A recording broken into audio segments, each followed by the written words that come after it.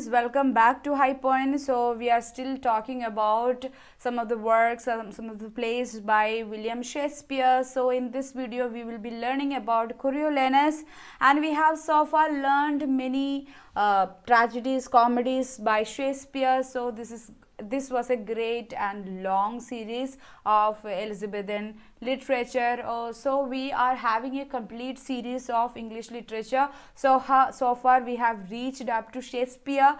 So let's begin this video. If you are ready with a paper and pen, see if you can follow me in Instagram. My Instagram ID is right here, or you can visit my website www.highpoint.in if you are looking for a systematically arranged, chronologically arranged, comprehensive, simplified audio lectures. If you are interested in studying UGC NET online, or you can WhatsApp me or call me in this number if you are interested, or I have a WhatsApp group in which I am sharing daily news updates related to UGC NET English, as well as daily quizzes and study cards and notes and all. So if you want to, if you are interested in joining, you can call me or message me or WhatsApp me in this number given on the screen. So let's move on to the main topic of this day, Coriolanus. So let me begin with an introduction to the play. This is a tragedy and of course a Roman play by Shakespeare. See, a Roman play, like I said in earlier videos, Shakespeare's plays are categorized by many critics into different categories, into different groups such as tragedies, comedies, tragic comedies, problem plays, Roman plays. Roman plays are basically plays about Roman historical characters. The background will be Roman or Rome, and also some historical things or historical events and historical figures that we can see in Roman plays. And Roman plays are tragedies. Of course, we have major three Roman tragedies by Shakespeare's. First one is Julius Caesar, then we have Antony and Cleopatra, then we have Coriolanus. So these are the major Roman plays by Shakespeare. And Coriolanus, this particular play was written between 1605 and 1608. Please note down this. And this play is based on the life of a legendary Roman leader known as Cassius Marcius Coriolanus. Okay, so the title character is a historical legendary character, historical legendary Roman character who is a leader, I mean a military general he was, and the play is solely about him.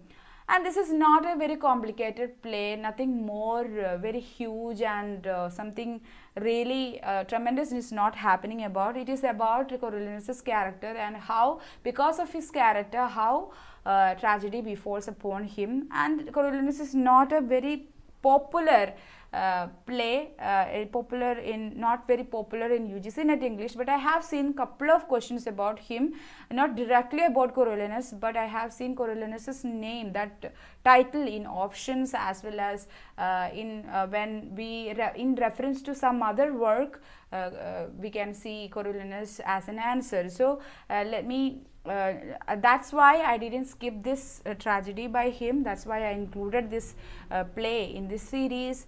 So yeah, Shakespeare wrote this particular tragedy, Coriolanus, along with Antony and Cleopatra. Antony and Cleopatra was composed just before Coriolanus, and it was more or less wrote along with Antony and Cleopatra, which is yet another tragedy and of course a Roman play.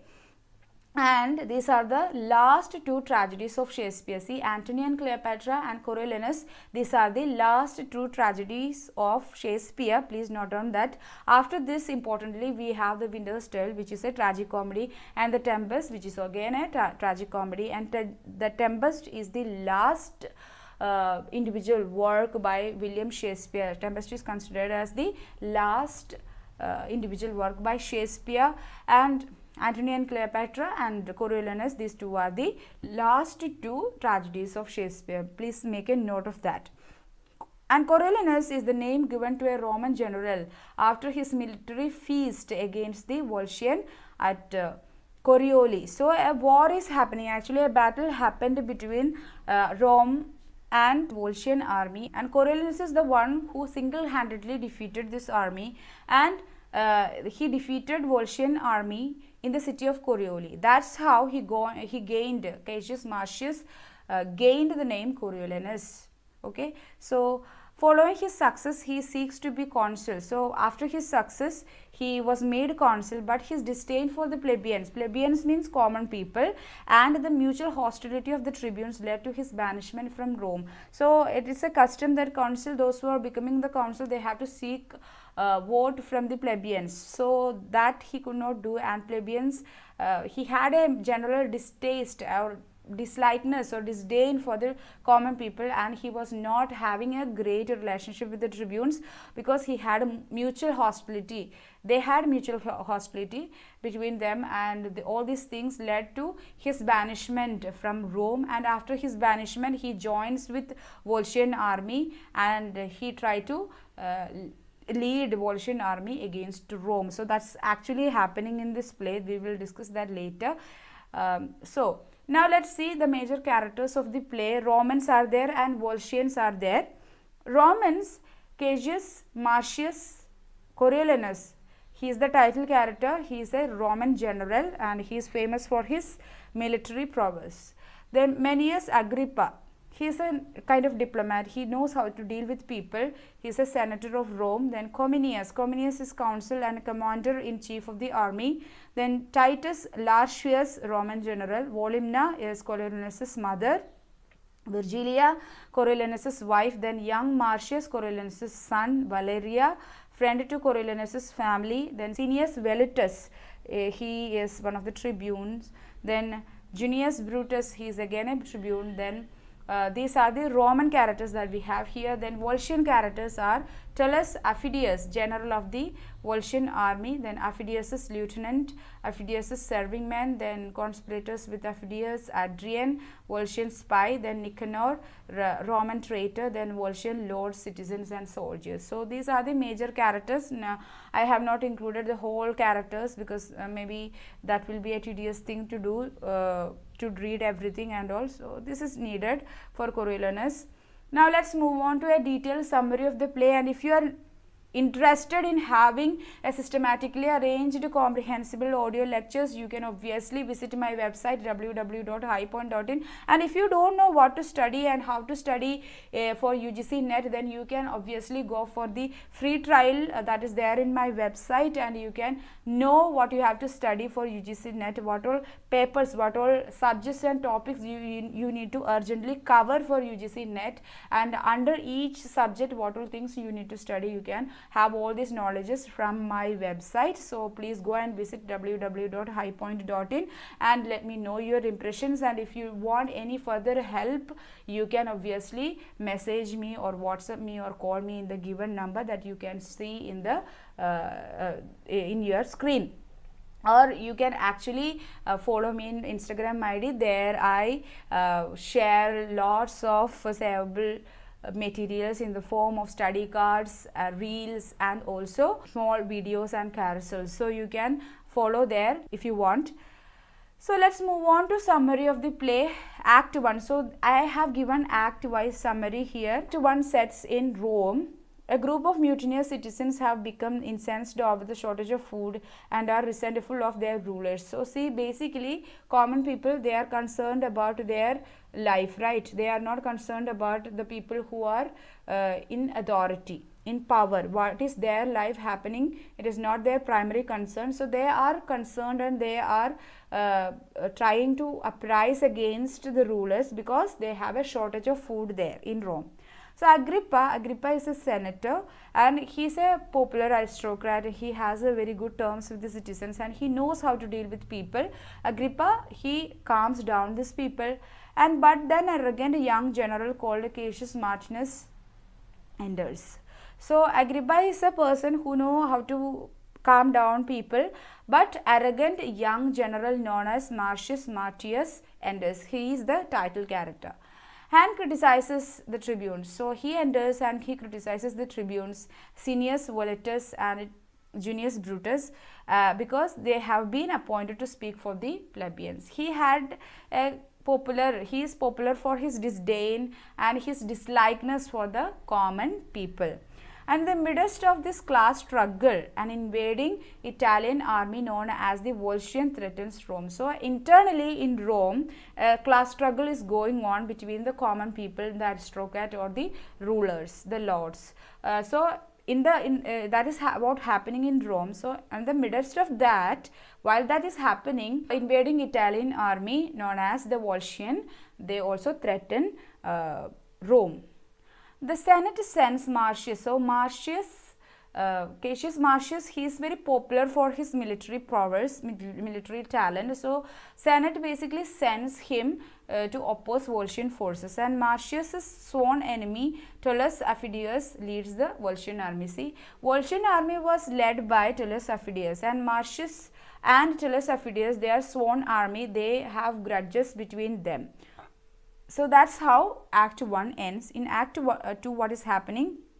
So Act 2 begins with Marcius' mother Volumina is talking to his wife Virgilia. So what she is talking? She is telling about the glories of her son's valor and the importance of military prowess with his gentle wife Virgilia. So in the battlefield, what happening? Marcius defeats the Volscian almost single-handedly in their city of Corioli, and he earns the title Coriolanus. So like I said in the introductory part itself, Volscian's army was defeated by Marcius almost single-handedly, almost because of his great military prowess in their city known as Corioli. That's how he earned the title Coriolanus, the name Coriolanus. And he returned to Rome. So upon his return to Rome, the aristocracy actually chose to appoint Coriolanus as a consul. Okay, so it's a great position given to any other man in Rome. So because of his victory over Volscian army, when he returned to Rome, aristocracy chose to appoint Coriolanus as a consul. This is again a trap. Even though he wanted this title very much, eagerly he wanted it, but still he cannot accept it. He was very reluctant to accept it. Why?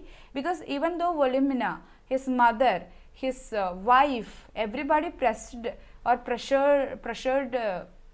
Coriolanus to accept this title, but there was a custom. Okay, those who are becoming the consul, there is a custom. What is that custom? According to the custom of the time, potential consul were expected to seek the vote of the citizens in the marketplace as a mark of humility. So what you have to do? So those who are becoming consul, they have to go to the marketplace, they have to seek the vote of the citizens. But Coriolanus is famous for his disdain for common people, and common people also do not find him as a friend of them. So they basically won't vote for them. So even though he wanted this title very eagerly, he was reluctant, and he even recoiled from accepting this position, even though he eagerly wanted it. He is persuaded to carry out the duty, but even then he was reluctant, and he recoiled from accepting it. He was persuaded to carry out his duty as a consul. So despite their doubts, the people initially ratified the election, but Cineas and Brutus was there to urge them to reverse their decision, and they do. Finally, he becomes the consul, because Cineas and Brutus, these two tribunes, they persuaded the common people to reverse their decision, and they do. So there ends Act 2. Now begins Act 3. In the ensuing public argument, Coriolanus displays his contempt for both the people and the idea of popular rule. So actually he has no change in his mind. He had contempt both for the people and for the tribunes, and he contempted the idea of popular rule, and he even denies the people's right to corn supplies. So already there is a shortage of food, and people are against the rulers. So upon that, even he denies their right to corn supplies. And everybody was turning against Coriolanus because of his harsh and rude nature, arrogant nature, and disdain for everyone else basically. So everybody encouraged, including his wife, mother, everybody encouraged to make peace with the tribunes and plebeians, the common people, but he is not a person who actually easily be persuaded by others. So because of this, all these problems surrounded him, he got expelled from Rome in rage and disgust.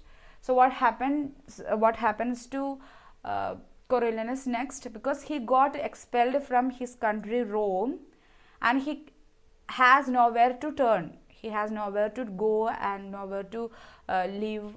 So he decided to go to the Volscian city of Actium. So once he was once he battled against a Volscian army, but now he had nowhere to go. So he turned to Volscian city of Actium to join Volscian army.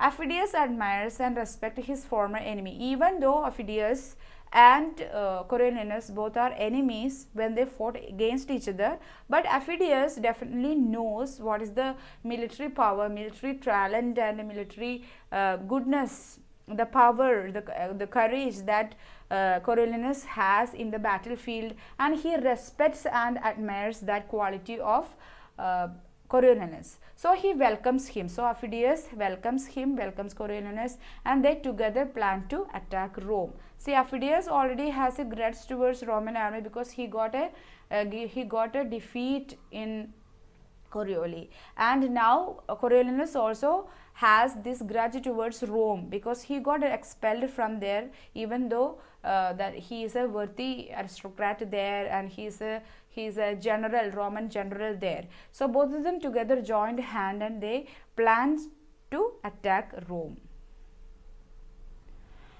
Now Act 4 begins. In Rome, the tribunes and people rejoice that Coriolanus is gone until they hear that he has joined forces with Aphidius to challenge the city. See, in Rome, after expelling Coriolanus, everybody was rejoicing the absence of Coriolanus because he was such an arrogant and rude person.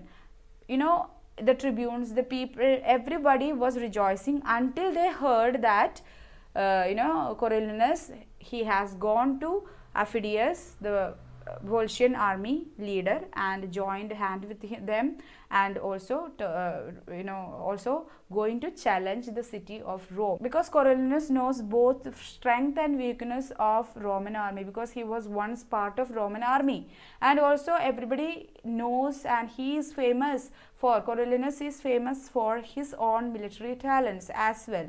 So all their rejoicings gone once they heard this news of Aphidius and Coriolanus joining hands.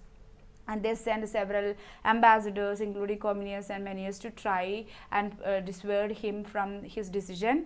Coriolanus rejected them all because he had great scorn and anger towards them.